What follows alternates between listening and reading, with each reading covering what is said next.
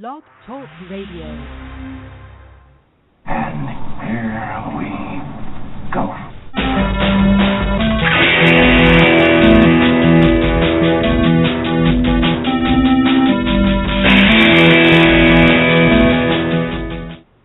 All right, welcome to that Nerd Show. It's Wednesday. We got an exciting show because we're going to be begging y'all for money. But we'll tell you more about that later. Anyway, yeah, we got some interesting things to talk about, mostly about Jedis From Dallas, the film that we're making. But I am Marcus Blake, one of your hosts, and with me as always is Brendan Smith. Hello, nerds. And back with us again, who hasn't been on in a while, is Daniel Granat, who has survived Vegas. Yeah. Yes. He can't really tell us about what happened in Vegas because it's Vegas. But That's he did right. survive. Some guys just can't handle it. But the only thing we do want to know real quick before we get started, did you join a wolf pack when you were in Vegas? Well, more of a Blood Brothers type of thing. And we'll just let our audience think about that for a little while. Anyway, yes, the title of our show, Jedis From Dallas. We're going to tell you all about the film, and our Indie GoGo campaign went live about an hour and a half ago, and we already got a small donation. So thank you, Mom. Anyway, but we'll get into more details about that, put some links out there, and if you follow us on Facebook and Twitter, you're going to be seeing a lot more of everything. And we'll definitely get to share some really funny stories about putting together our campaign video as we talk about the film. But before we get there, a couple of news items, and Brendan and I are going to give you a review on The Kingsman, which is coming out on Friday, and we had a chance to see it last night. And we definitely got to tell you about it because one of our favorite people was in the movie, Mr. Mark Hamill himself. But we'll share that in a minute. So, news. Probably the biggest news item so far is, Spider-Man is coming back to Marvel, and Marvel made a deal with Sony and got the rights back, and Spider-Man will be within the Marvel Universe and appearing in films.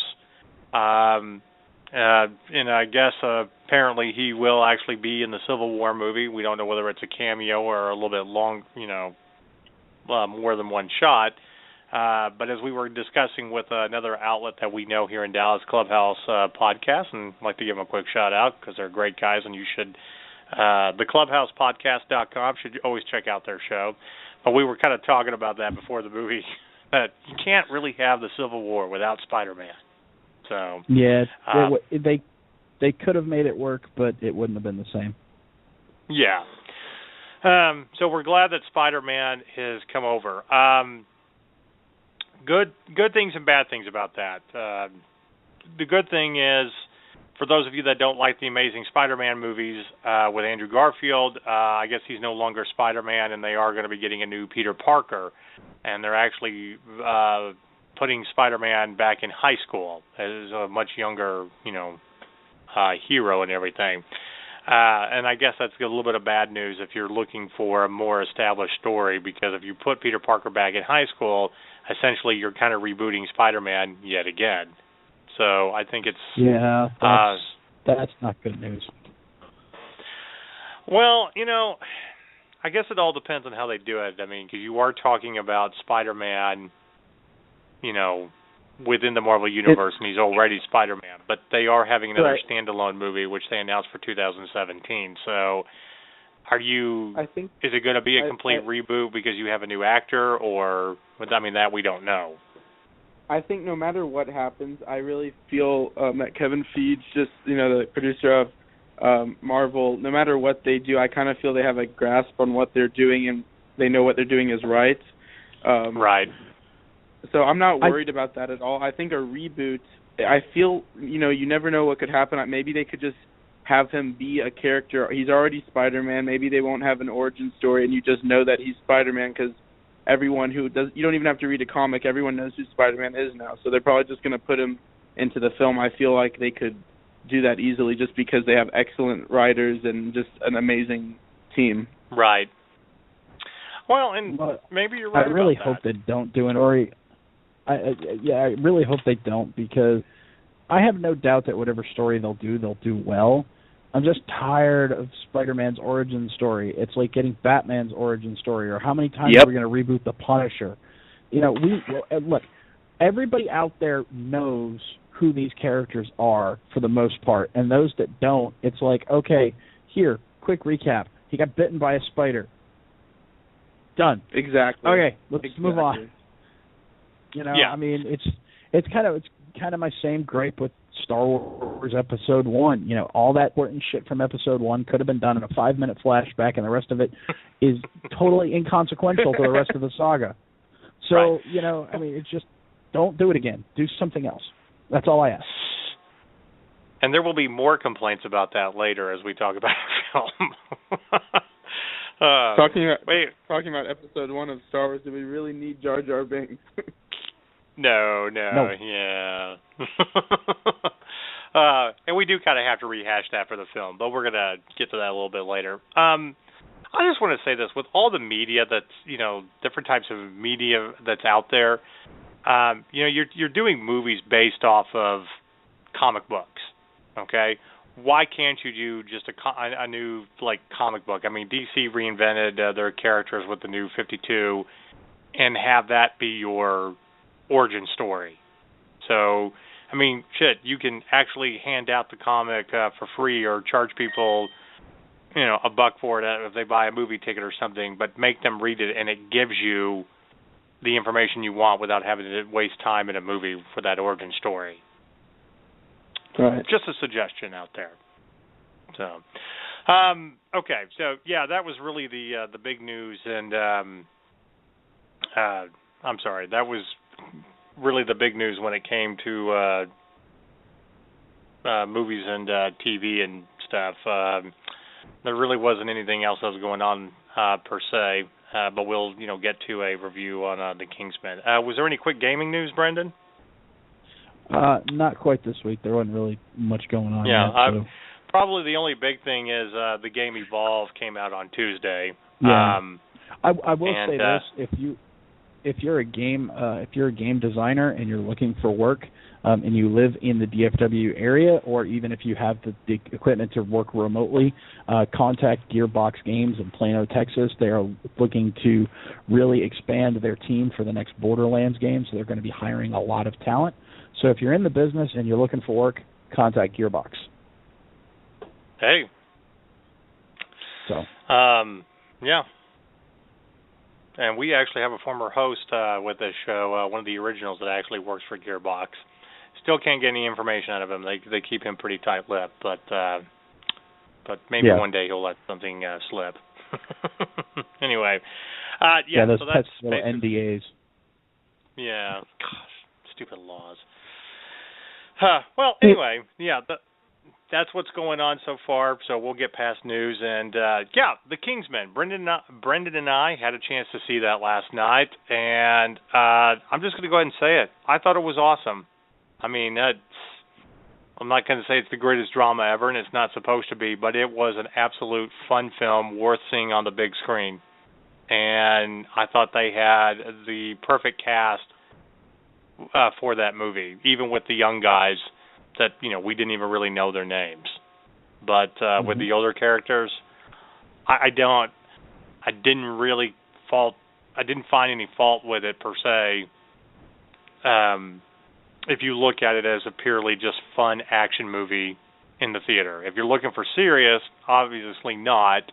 It's not a James Bond movie, even though they make plenty of references and stuff. But between Colin Firth and Mark Strong and Michael Caine and Samuel L. Jackson being the villain, talking like Mike Tyson, that was a great touch, by the way.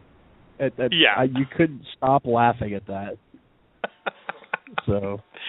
No, and you will see a lot of familiar faces in there, and we mentioned earlier about Mark Hamill being in there a little bit, who kind of was playing Jack Davenport.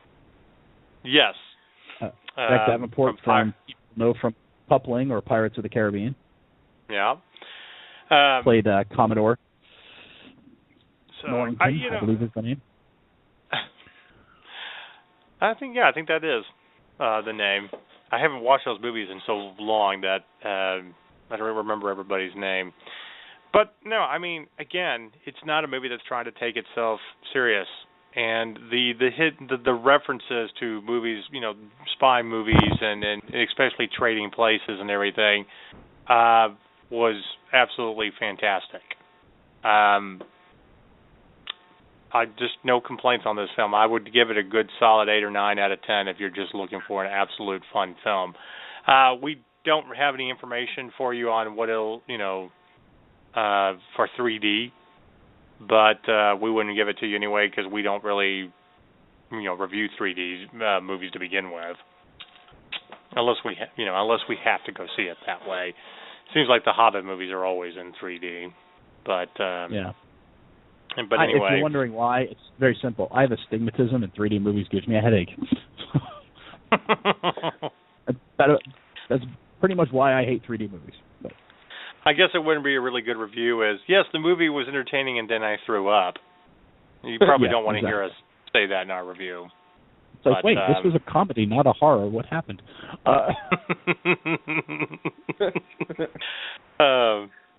No, my one thing about the movie is I'm curious about how many takes they had to go through on different scenes with the actors who couldn't stop laughing. Yeah. Oh God. I'm not going to say the setup for this line because I don't want to spoil it for everybody, but just my favorite line.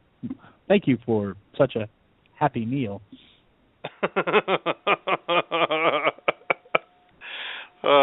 Yeah. I mean, I don't know much about the young actor playing Eggsy, but and I don't remember seeing him in anything. Edgerton.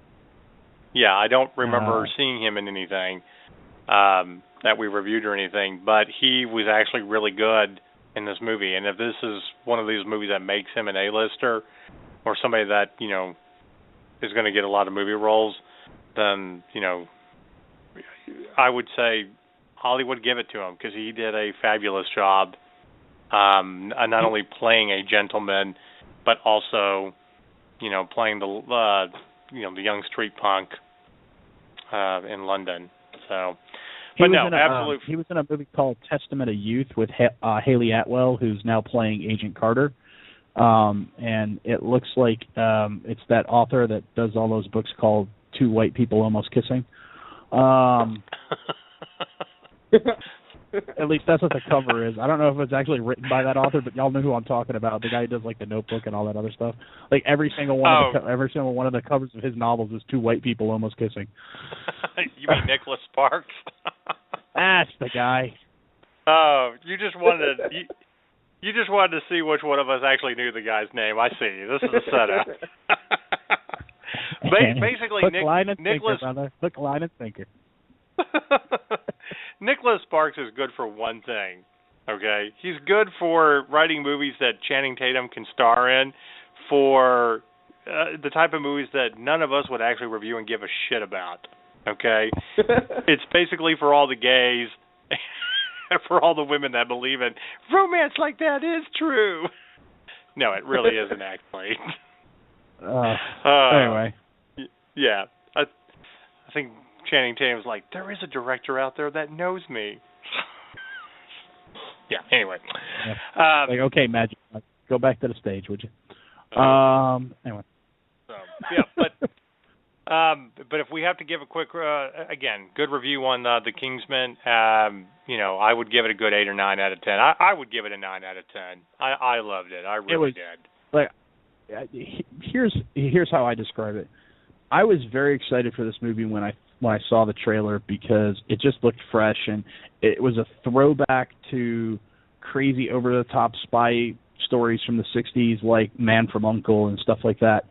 But it was mixed in with modern-day action, and I just thought it looked like a really cool movie. And so often in this day and age, you see a trailer and you get hyped up for a movie, and then you're just let down by it when you go.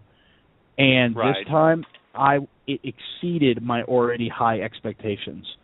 So that right there says all you need to know. I there were some things, I was a little disappointed about just because certain things that happen at certain times, but I mean, they're just nitpicking, and I'd give away plot points if I talked about them. So, but yeah, I'm with you. I'm at a 9 out of 10 on it too. It was just really entertaining, and I when you're spending $10 on a movie or $15 on a movie, can you ask any more than that? Yeah. Well, if you want good, serious films, independent, that's going to make you think, I mean, and the Dallas Film Festival is coming up here in a couple of months. We'll give you reviews on that. But if you just need a fun, day out at the theater, then this is what that movie's about. Just kind of like Guardians of the Galaxy. Guardians of the Galaxy wasn't supposed to be a serious movie. It's supposed to be a good action, funny, comic book movie. And it exceeded on all levels. So if you're looking for kind of a fun... Yeah. It really is. You're only saying that because you want more excuses to be able to have Rocky the Raccoon on your shoulder. And I'm all in favor of that. I don't go a day without having a conversation about Guardians. It's so good that there's a nerd show that you can be on from time to time where you can talk about things like that. Anyway, go see The Kingsman this weekend. That's the movie you should see. It's worth $10-15 for the movie theater. So, all right. Getting right to what this show is about. Now, for those of you that have been listening to us for almost 3 years now, we are big proponents of Kickstarter campaigns and Indie GoGo, campaigns, people trying to raise money for their projects, and we love to be able to help them out, like our friends who did Nightwing.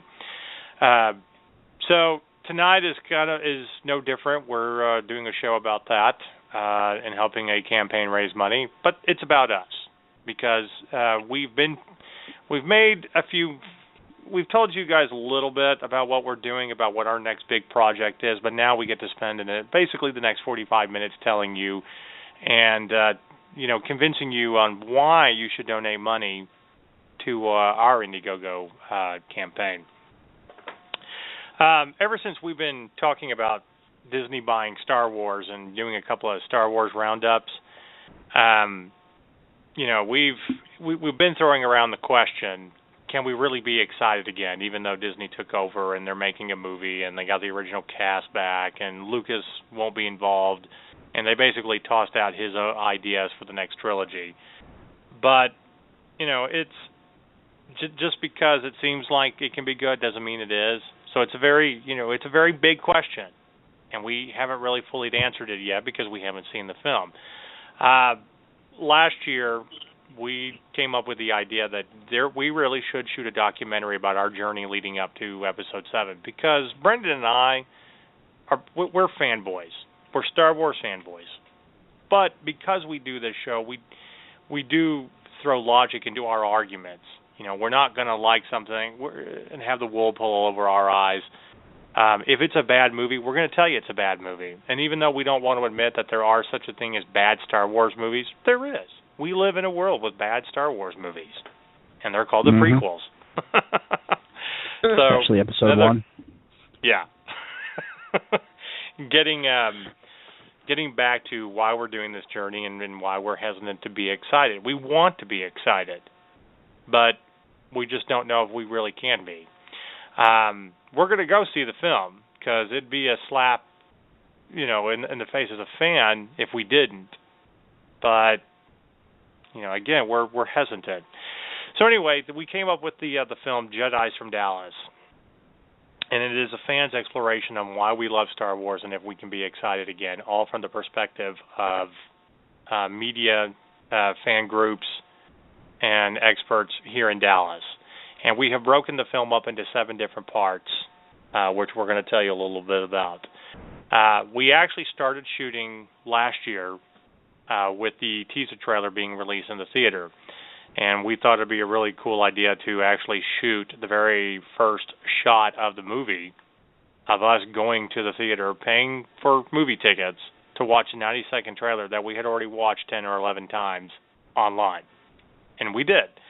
And Cinemark Theaters here in Dallas gave us permission to shoot, and we thank them for that. But we have already begun production leading into the documentary, and today we officially launched our Indie GoGo campaign to help raise money for Jedis from Dallas. We're asking for at least $25,000 to cover production costs and payroll and all that. And we, not asking for a huge amount, but we think that our fans out there, Star Wars fans who are looking for good movies and stuff, we want to share our experiences with you, and that's why we're doing this. And this is our journey, but it's the journey of every Star Wars fan, because we know we're not the only ones out there that are hesitant to see Episode 7, that want to be excited, but can't really come out and say that they're excited. So yes, we officially launched our campaign today. We've already made a little bit of money. Not much, but we're getting there. And for the next 35 days, we're going to be raising money for this film. We'll continue to raise money throughout the year, even for post-production costs and marketing costs. But the bulk of our fundraising is over the next 35 days. And for those fans that are in Dallas, we've got some exciting events coming up over the next year, including the lineup that will happen for Episode 7 and seeing the movie itself. But to tell you a little bit more about the film, to break down the chapters, and also to give you an idea of who we're interviewing, there will be some surprise Star Wars guests in this film. We're not going to tell you who yet. We haven't worked out every detail yet, but that's also why we're raising money. We definitely want to interview some of the people that we've grown up with that have were in the films. But between fan groups like the 501st and the DFW Fan Force, and some of the other critics that we know that are Star Wars fans but look at it logically, this is the subject matter that we're talking about. We are talking about why we love Star Wars, our own personal stories about how we became fans. Part of the reason Daniel's on here tonight is he offers a different perspective than Brendan and I, because we're twice his age. Daniel grew up mostly with the prequels in theaters, compared to Brendan and I, with the original trilogy. So you have kind of a younger generation that their introduction into Star Wars is the prequels, and that's what they know. And then there were the original trilogy that came out, and you might look at it a little bit, differently. But like I said, the first chapter is about why we love Star Wars. What's good about it, our own personal experiences, and then we're going to get into something kind of unique, talking about the history of Star Wars in Dallas. Now, a lot of you out there might be thinking, well, why do I care about a film about a bunch of fans in Dallas and their journey to the Star Wars? Because we know that there's fans in other cities that are taking similar journeys. We're the only ones that are actually doing it on film and documenting everything. But Dallas, like I said, has its own unique history. Some things that I think a lot of people don't really know.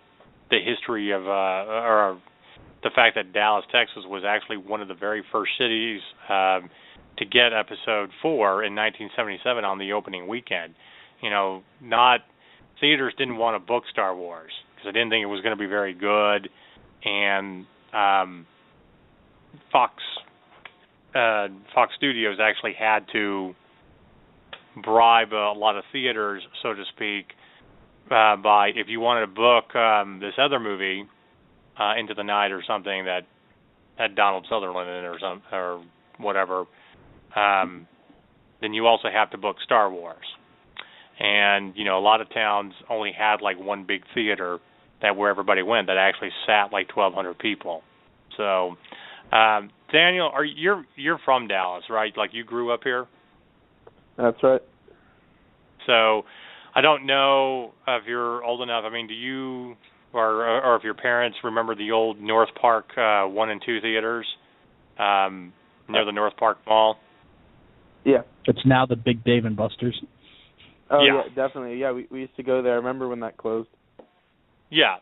It was basically the theater to go to in its day, and owned by General Cinemas. Well, that was the theater that got Star Wars, and for our fans, a little tidbit of information, that was actually one of George Lucas's very favorite theaters that he liked to premiere movies.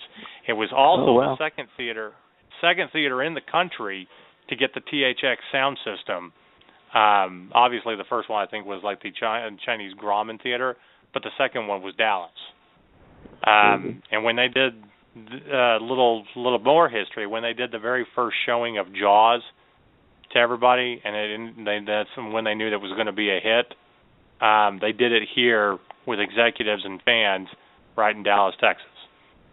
So the history of that theater and those kind of treasures goes into what we're exploring, and of course fans' experiences back then and what it was like when Star Wars first came out, because it was about a month after it first came out that it really started to take on and become as popular as it did.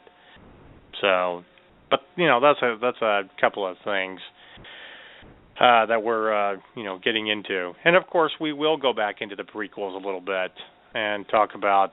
Remember how everybody was excited and then we were disappointed, and everybody lined up for those movies. Daniel, did you line up for a prequel? It's okay to admit that you did. We did.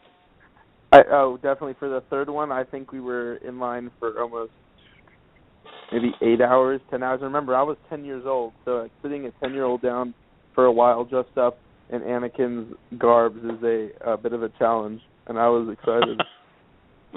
I remember that. Well, see, I mean, I saw it like 3 times within 24 hours and really get any sleep. And while it wasn't like the greatest movie ever, you're just like, yay, hopefully this will be better than the other two, which it was. But then again, it was still like, oh, the dialogue's bad, and George Lucas. But thank you for not giving any lines to Jar Jar Binks. Thank God he was gone, right? Well, here's one of the other topics of this film that we are talking about. A couple of years ago, we had a fan email us about how to properly watch Star Wars. And, Brendan and I were like, well, what do you mean, how do you properly watch Star Wars? I mean, is there a certain way? I mean, is there the right way? Apparently there is. Yeah, and there is. And it's called machete order. So I'm going to tell our fans what machete order really is.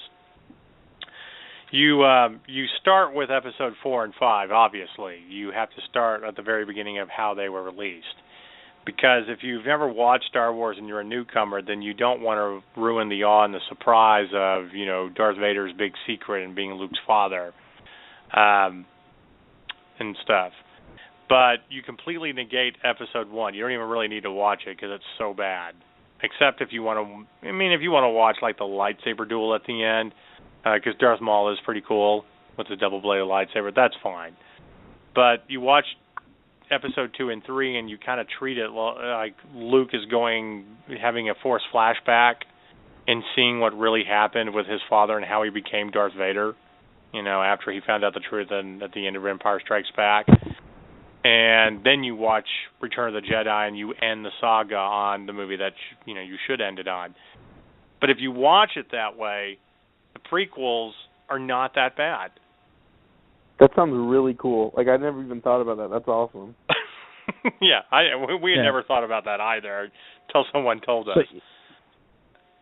It's especially for new people who have never seen it, because you get two movies that are Luke Skywalker's story, and then you get the big reveal about Darth Vader. Then you go back and you get 2 movies that are Anakin's story, and you confirm what you've just found out, and then episode 6 ties both Skywalker stories together, and you have a nice fitting conclusion. Yeah, exactly. So we got a comment in our chat room talking about Star Wars bubblegum cards. Does anybody remember that? Yeah, Topps made them. They're the same people that made the bubblegum baseball cards. I had actually forgotten about Star Wars bubblegum cards. I'm wondering, like in my box of Star Wars stuff, if I might have them somewhere. That would actually be pretty cool to go back and take a look at that. Kind of remembering the memorabilia from back in the 80s. Exciting. So, anyway, take a quick pause, and we do want to let everybody know that if you can donate money to Jedis from Dallas, you can go to our website. We are accepting donations straight from the website, jedisfromdallas.com, and you can actually you can get a lot of different rewards based on your donation packages. So I'm actually going to take a quick moment, and I'm going to tell people about what they can actually get. I figure we should do that. Now, I'm not going to be as good as Jerry Lewis because, well, he's Jerry Lewis during a telethon, but I'm going to try my best.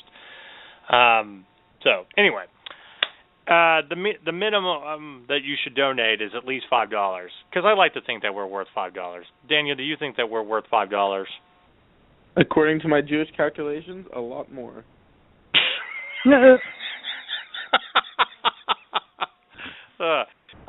Well, you heard it there. Jewish calculations, we're worth a lot more. But if you're going to give a minimum, the minimum is $5.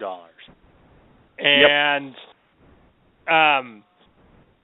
the one thing about what you'll get for $5 is you basically get to rent the movie online once it comes out. We're going to give you a digital download of the movie that you can stream on your computer or iPad or any kind of mobile device. It's about $4 or $5 if you rent a movie on demand or whatever. So you're basically paying to see the movie if you make a $5 donation. Anyway. If you give $10, you can get a digital download of the film with a souvenir 11 by 17 poster. We do have an original movie poster that we have already designed. And so far, our date to hit theaters is May 4th, 2016. We plan on being done with this film after Episode 7 comes out and after we do a round of interviews with everybody again about, what they thought of the movie and stuff. But, May of next year is our date. And we think May 4th would be a good day to come out because, May the 4th be with you when you see this movie. So anyway, after $10, you can give $25, and $25 will get you a digital copy of the movie. We'll get you all the same stuff, digital copy of the movie, 11 by 17 poster, and you can get a T-shirt. We have a Jedis from Dallas T-shirt. And the next thing after that you can do is you can donate $50, and you will get all of the same things from the previous package, plus a Jedis from Dallas beer mug. We're actually making beer mugs for the beer drinkers out there. So I know this show would be a lot more special if I actually had the Jedis from Dallas beer mug with my beer in it, but we don't have them made yet. But we will if you donate money. We're getting there. After that, you can donate $100, and $100 will get you all four of those things, the mug, the T-shirt, poster, digital download, plus a copy of Jedis from Dallas on DVD or Blu-ray. And then we get up to the big packages. Kind of big packages. You can donate $250 and digital download of the film, 2 T-shirts, 2 11 by 17 souvenir posters, 2 Jedis from 2 beer mugs, and a copy of the DVD and Blu-ray, and an autographed official poster, the actual one sheet that you can get that we'll all autograph for you, which will be a lot special because our autographs will be worth something once this film comes out because the force is strong with us. So you should donate at least $250. You can donate $500, get all of those things, and get a couple of mouse pads, an extra, official movie poster, and an extra beer mug. And you can get 3 tickets to the Dallas premiere of Jedis from Dallas. So if you're here in the area and donate at least $500, you'll get 3 tickets to come see the very first showing of the film. And then we get into VIP packages. Now, this is where you guys really want to pay attention. And this is where the Jewish calculator comes in handy, because to really we want to measure you how VIP you really are. If you're a Star Wars fan, you're already VIP, but you can be more VIP by donating this amount of money. So for $1,000, you get a digital download of the film, 4 T-shirts, 4 souvenir posters, 4 beer mugs, 2 copies of it on DVD or Blu-ray, so you can give it out to a friend, 3 autographed movie posters, 4 mouse pads, 2 VIP tickets to the premiere of Jedis from Dallas, and you can get product placement in the film or advertising on our website. So if you got a product that you'd like for us to advertise in the film, like you would like, a certain car that you want us to drive or something along those lines, then you can pay that amount of money and we will put it in there. You see all those movies where people are always using an Apple computer. It's not really about that they really like Apple. It's because Apple paid a lot of money to have their computers in that movie. So, isn't that right, Daniel? Oh, yeah. And despite the fact that we're not really Apple people, Brendan and I, if Apple pays us a lot of money, we'll play around on Apple computers. I will edit this entire film on an Apple computer if you pay us lots of money. I'm not above that. How about you, Brendan? Yeah. I'll chill for a corporation for a little while we get this done. Why not? Yeah, exactly. But I don't have to keep the computer afterwards, do I? So I'm sure you can put it on. I'm sure you can put it on eBay, and some schmuck will overpay for it. That'll be me. This was the official Jedis from Dallas Apple computer that they edited the entire film on. That would be a neat little thing to give away. Okay, so you can do a $2,000 VIP package, digital download, 5 T-shirts, 5 posters, 3 beer mugs, 3 coffee mugs, 3 copies of the DVD, Blu-ray, 5 autographed official movie posters, 4 mouse pads, 3 VIP tickets to the premiere, and product placement or advertising in the film, and you'll get some bonus Star Wars memorabilia.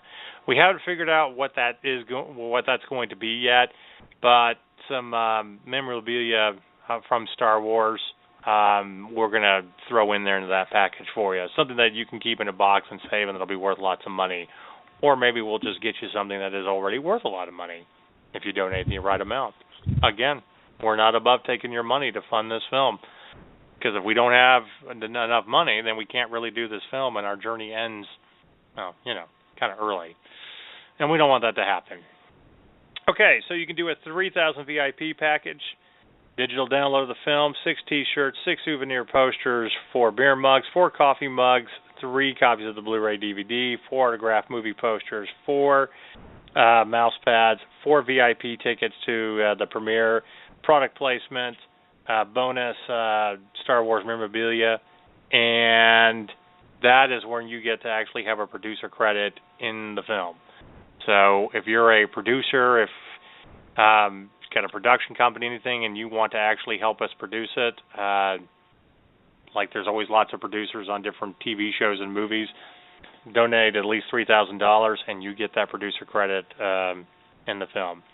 You can do $4,000. Basically, you get extras of everything and a producer credit, like 8 T-shirts and 6 beer mugs, coffee mugs. But the one great thing within this package, you will actually get a custom FX replica lightsaber.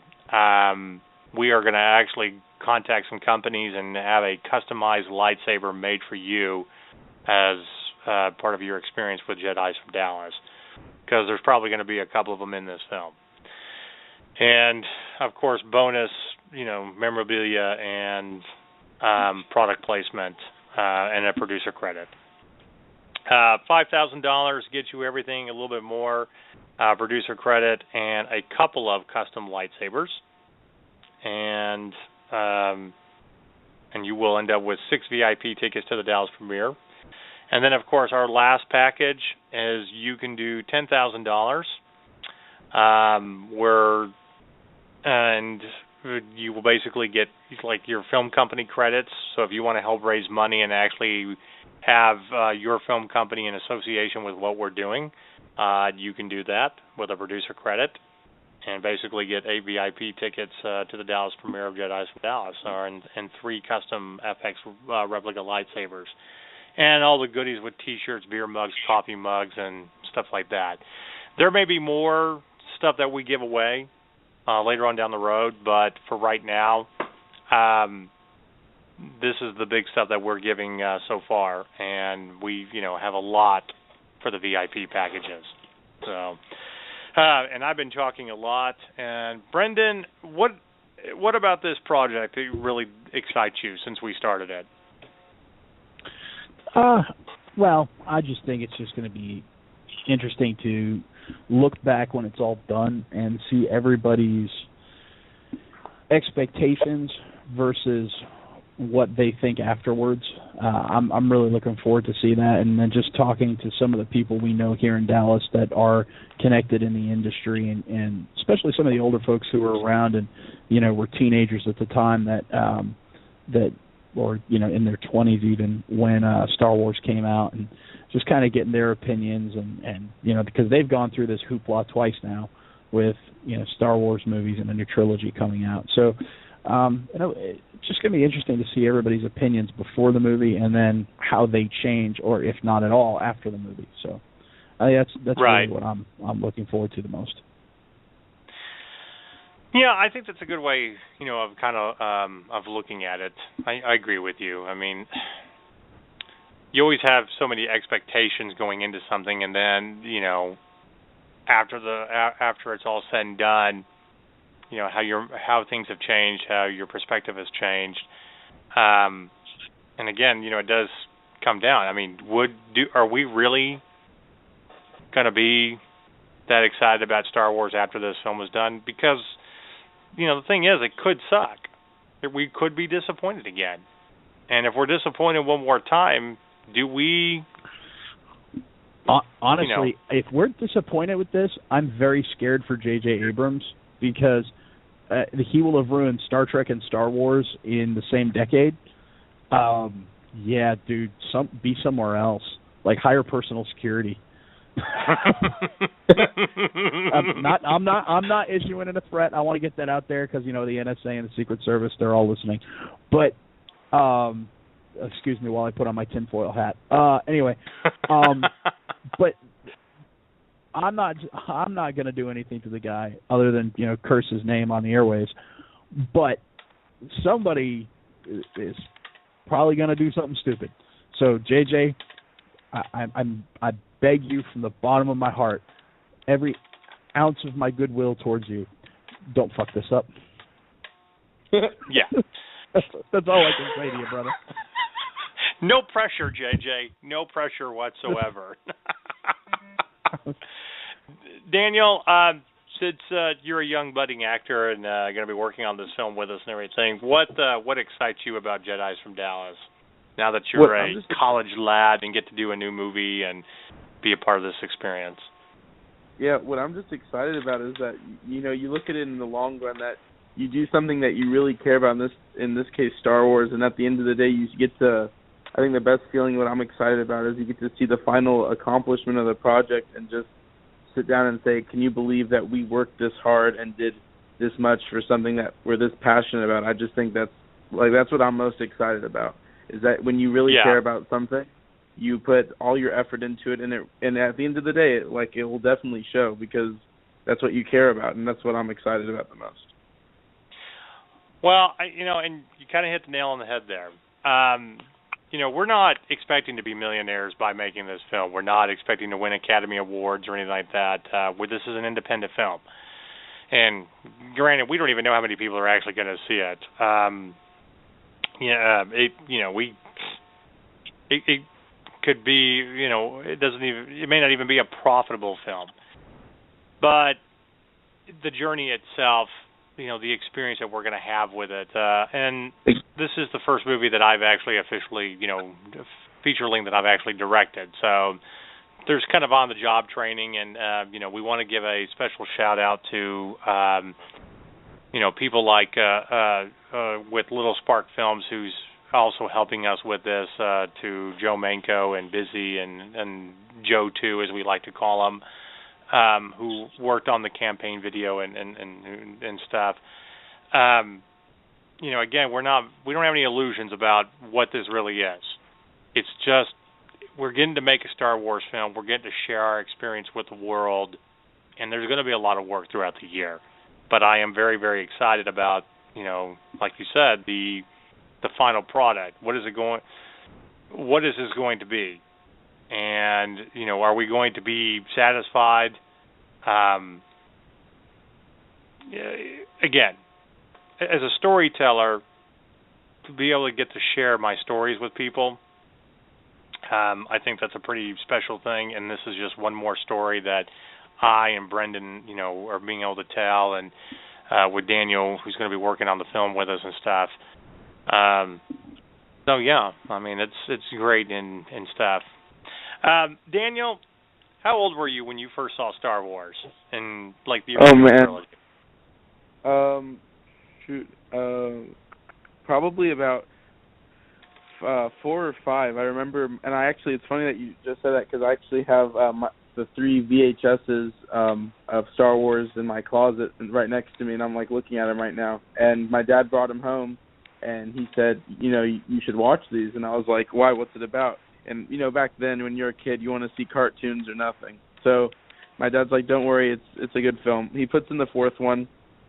And I don't understand it, so he says, okay, we'll watch it in maybe a year or 2, maybe you'll get it. So I come around, I'm like 5 or 6, and I watch it, and I'm like, this is insane. I don't feel like I felt this way about any other live-action thing before. It, takes you literally out of this world, and it puts a whole story out in front of you that isn't so generic. It's like there's detail to it, and there's real, there's depth, and it's just at a young age I got into such a serious story. And then while I'm watching episode 5 or 6 or whatever, episode 1 comes out, and I'm like, okay, I have no idea what's going on. Why am I watching episode 5 when episode 1's coming out? And I mean, honestly, the look on my face, my dad tells me the look on my face was like, what the hell? Is this what life is about? Do you go back and forth?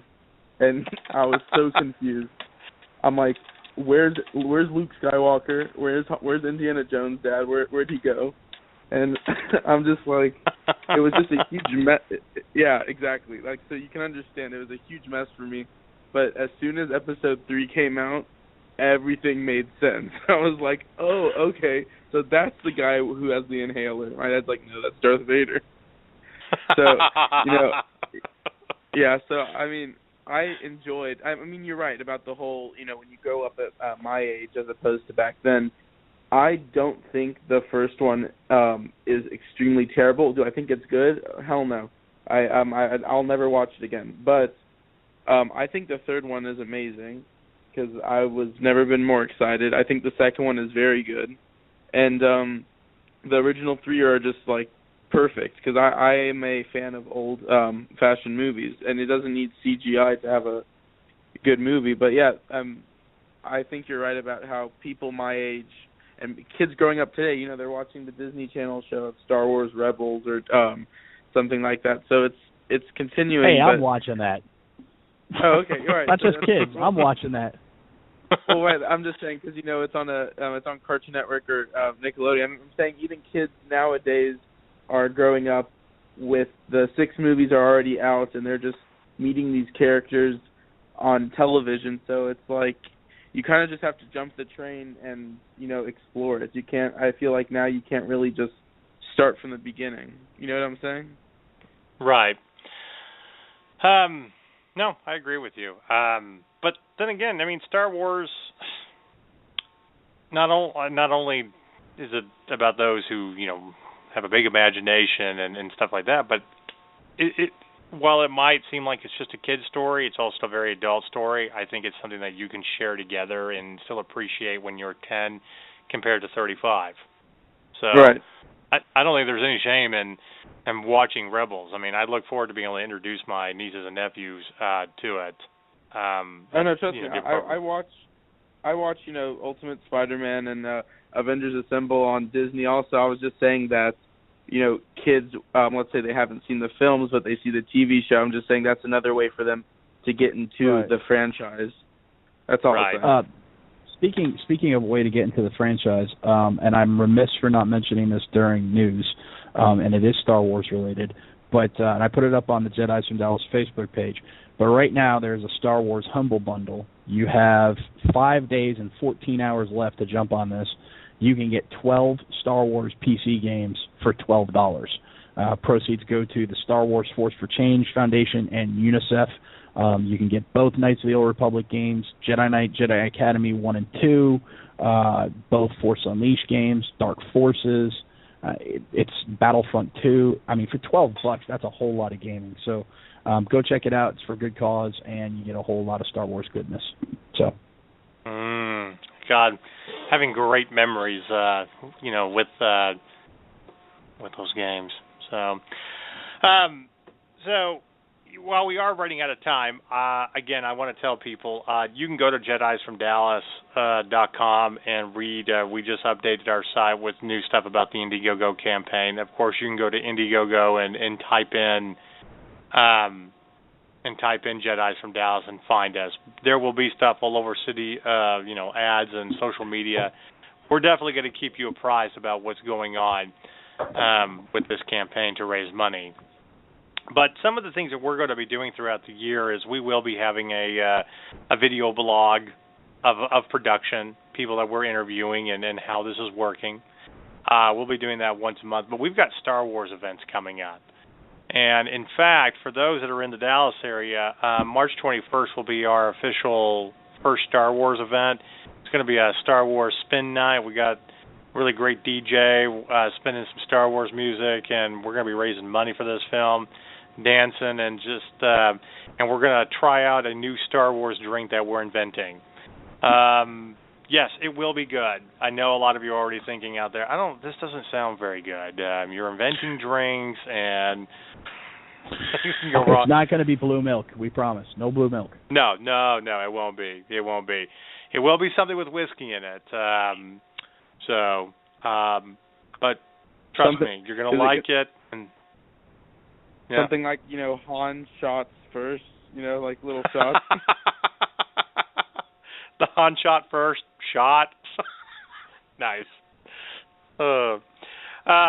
And speaking of, that's a good segue into talking about some major issues. We don't want to rehash a lot of arguments from other documentaries. There's some great Star Wars documentaries out there, like The People versus George Lucas and Jedi Junkies. Okay, and I applaud the filmmakers for making those films. But we will have a little bit of discussion about, how the prequels were filmed compared to the original trilogy and changing story and, adding into our fears of why this can be bad. Because, damn it, I don't want to live in a world anymore where Han, doesn't shoot first, or he's dealing with a bounty hunter that misses from 2 feet away. And the director, no, it was meant to happen that way. No, not exactly. No, Han is the type of guy that shoots first. We all know that. Just like Captain Reynolds from Firefly is a guy that shoots first, as he did in the first episode of Firefly. We're okay with characters. And can I make a plead for the standalone movie after Episode 7 before we leave? Can we just leave Boba Fett out of it? Because if everything in the EU is now non-canon, then Boba Fett is dead. He died in Jedi.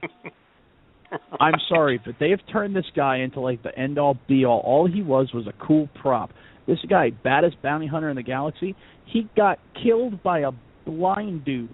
He had a jetpack, and he got killed by a blind dude who didn't even have the Force. It wasn't like, I can see him in the Force and choke. No, he was blind. He was helpless. He just accidentally bumped him off the thing into a pit.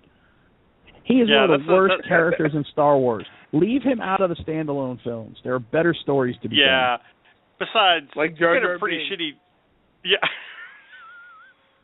Every trilogy has a really awful character. You're like, why are you in here? what purpose do you have? But everybody recognized Jar Jar Binks for how terrible he is. Like, Boba Fett's grown into this culture. Like, people just worship him. And I'm like, he's never had a speaking. Well, he said, I think he responded to Vader. He's worth a lot of money to me. Yeah. something like that. It was just, that was it. I don't know. Really, the biggest the biggest highlight of Boba Fett is when he's a kid and Dad loses his head in episode 2, and he's just staring at the helmet like, like no. Yeah, I was like, oh, it sucks to be you. I will say though, your destiny's even more embarrassing. At least your dad went down shooting. On a side note, before I forget, I was actually at the store today. I think it was Toys R Us. They actually, for $30, they have the table and the set, and they have Han Solo and they're just sitting there, and it's the exact scene from quote unquote Han shot first. It even has a plaque that comes with it, and I thought it was hysterical. Like, it's an actual action figure set, and I'm like, why is this a thing? I still want the thing that goes over your if you've got a stainless steel fridge. I still want the layer that goes over it so it looks like Han frozen in carbonite. Nice, oh, yeah. Nice. I want to say this about for a final argument on Boba Fett. You have a pretty shitty jetpack if a blind dude can just tap you with a stick, and you go flying into a spaceship. Flying into Jabba's sail barge and then get knocked out and fall into a pit and get eaten. Yeah. I do love the movie. If you talk about like a passionate movie about Star Wars, the movie Fanboys is absolutely fantastic. It's cheesy and campy in a lot of ways, but I do love the argument towards the beginning of the film. Like, we got to start perpetuating this myth that Boba Fett's a badass. Ooh, he has a jetpack. It's like, yeah, it's very true. Stop perpetuating this myth. Whoever played Boba Fett's a really nice guy, but still. Yeah. So, yeah. Anyway. But yes, we're going to be talking more about Jedis from Dallas throughout the year. We'll be giving you updates on production. And for those that go back and listen to our podcast tomorrow, because we know that we don't get a lot of live listeners, but we get a lot of people that listen to us on their lunch hour the next day. Go ahead, get out your wallets, get out your credit cards, okay? This is a better thing to donate money to than half the shit that's out there, okay? And, if you're really concerned, yes, this film is made in America. In fact, it's made in Texas, if some of you care about that sort of thing. But we do need your help to fund this film, and we want you to be a part of our journey. Go online. We'll be posting our campaign video. There's some very funny scenes thrown together with us explaining about the film. Just some great shots that we had. Also, we want to give a special thanks to Mark Saltman, who is the original, who's the composer for the original music. So any of the theme that you hear on our first teaser trailer and the new music, we actually have new Star Wars music that's being introduced with our campaign video. It's the Star Wars interlude, and we use it in different aspects while Brendan and I are talking. So we'll be talking more about our own unique music for this film throughout the year as well. But yeah, everybody that's out there, if you're listening to us, you keep up with us, please donate. We need your help. So, and Daniel, so you're not dressing up as Boba Fett when you go see Episode 7? That's already out. I feel like I'd be able to fit in Jabba the Hutt more, but we'll see. Wait a minute. Jabba the Hutt, the monster, or Jabba the Hutt, the original actor whose part got cut? Ah. Monster. Okay. So Dan's sitting there going, and my peachy, wonky two cookies. And my Rocky Raccoon plush toy, we'll just dress him up as that little monster that sits next to him. What's his name? Salacious Crumb. Salacious B. Crumb, yeah. There you go. La la la la la la. Oh, yeah. See, there's even perverts and creepy people in Star Wars. Anyway. Let me tell you, that used to scare the everybody. hell out of me when I was little. Yeah. He is a but it also Kowakian made monkey Jabba's lizard. All right, everybody. We'll be back next week with regular shows. Keep up to date with what our schedule is. We'll be doing some more gaming shows and stuff. But we're going to get out of here. And again, donate to our film. We need to raise money. Be a part of the film, Jedis from Dallas. So we're out of here. Everybody say goodbye. Night, nerds. Night, folks.